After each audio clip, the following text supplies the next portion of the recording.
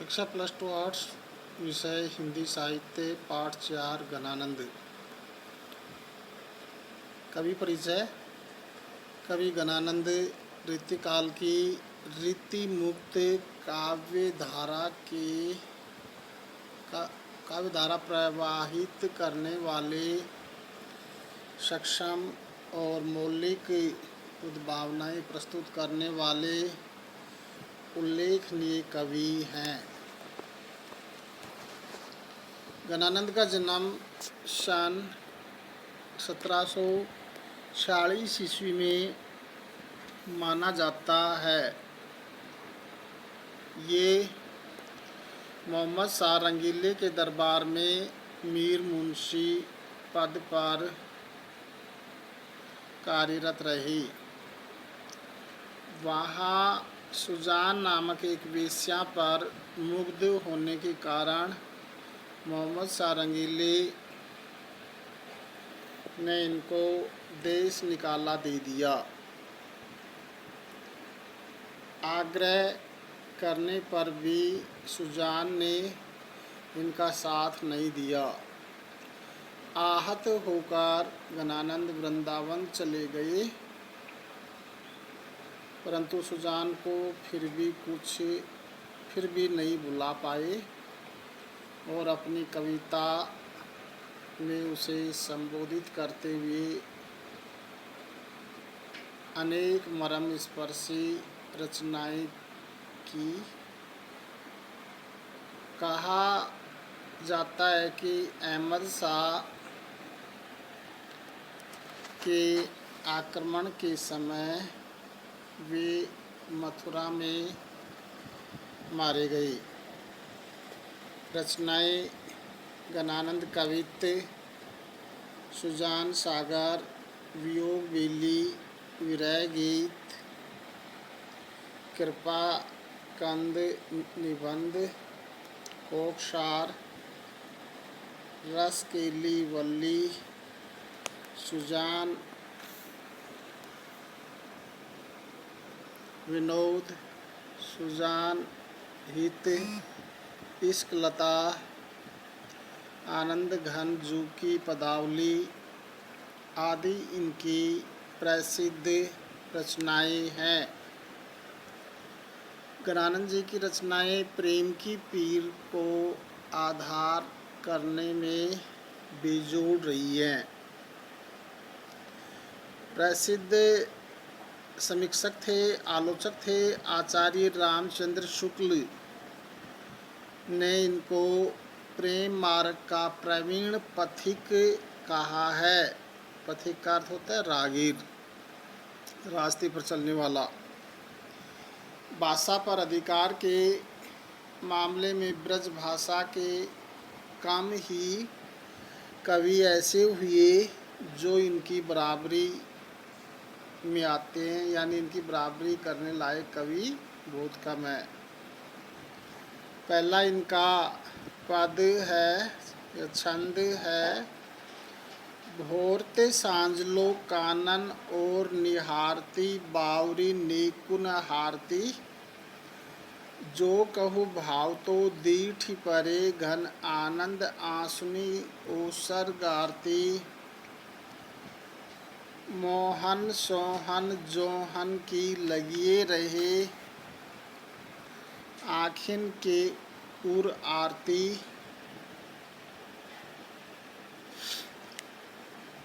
प्रसंग। प्रस्तुत छंद हमारी पाठ्य पुस्तक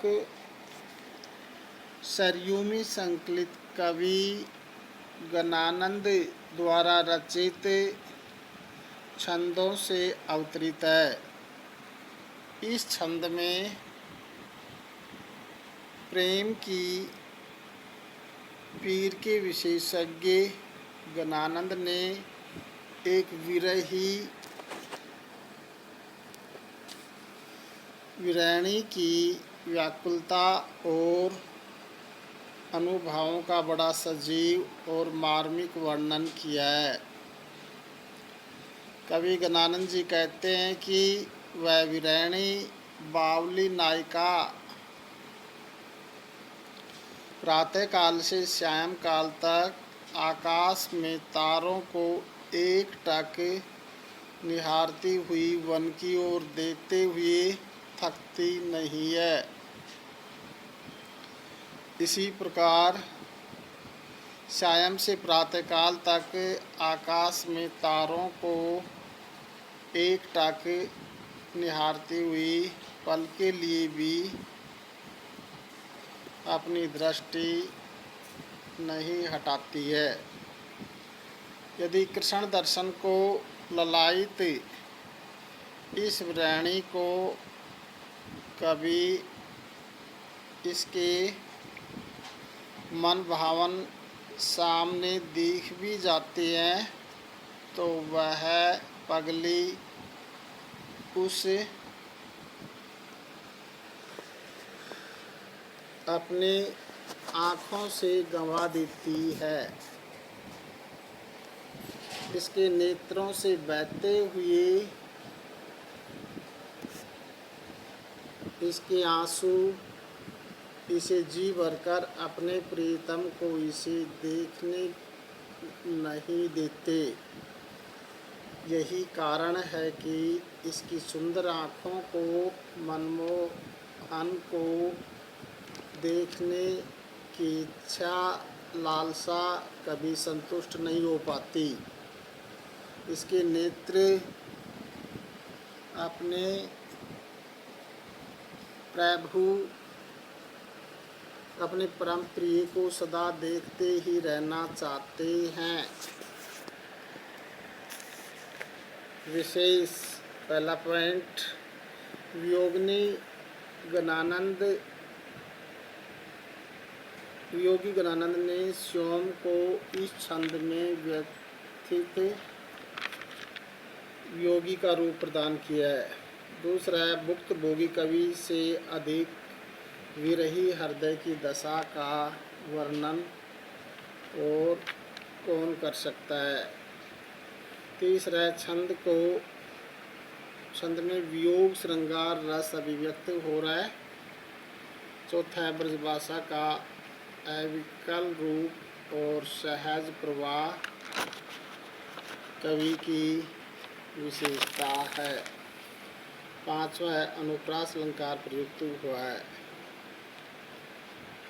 दूसरा छंद है, गरल गुमान की गरावनी दशा को पान, करी करी दोष रहने प्राण घट गोटी वो, हेत खेत दूरी चूरी चूरी सांस पाव राखी, विष समूह देख बान आगे उर ओटिबो, जान प्यारे जो न मन आने तो आनंद घन, बोली तूने सुमरी रेखे चट चोटिबो, तीने ये सिराती छाती तेई वे लगत ताती, तेरे बाटे आयो है अंगारन पे लौटबो। प्रसंग प्रस्तुत छंद हमारी पाठ्यपुस्तक सरयू में संकलित कवि गणानंद द्वारा रचित छंदों से अवतरित है। इस छंद में वियोगी कवि की वेदना, प्रिय की उपेक्षा तथा कवि के अपने प्रिय के सारे पीड़ादायक व्यवहारों को चुपचाप सहन कर लेने की का संकल्प बड़ी मार्मिकता से व्यक्त हुए हैं। व्याख्या, कवि अपनी वियोग जनित दुर्दशा का वर्णन करते हुए कहते हैं कि उसे तो निष्ठुर प्रिय के सभी व्यवहारों को सिर झुकाए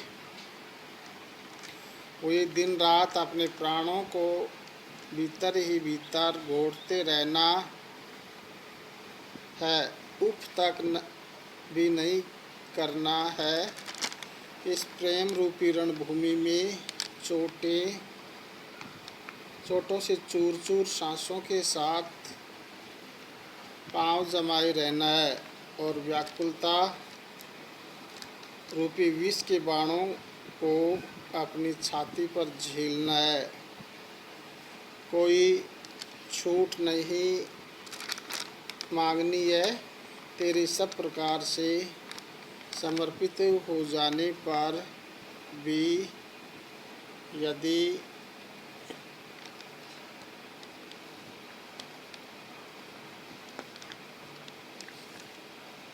वे प्यारे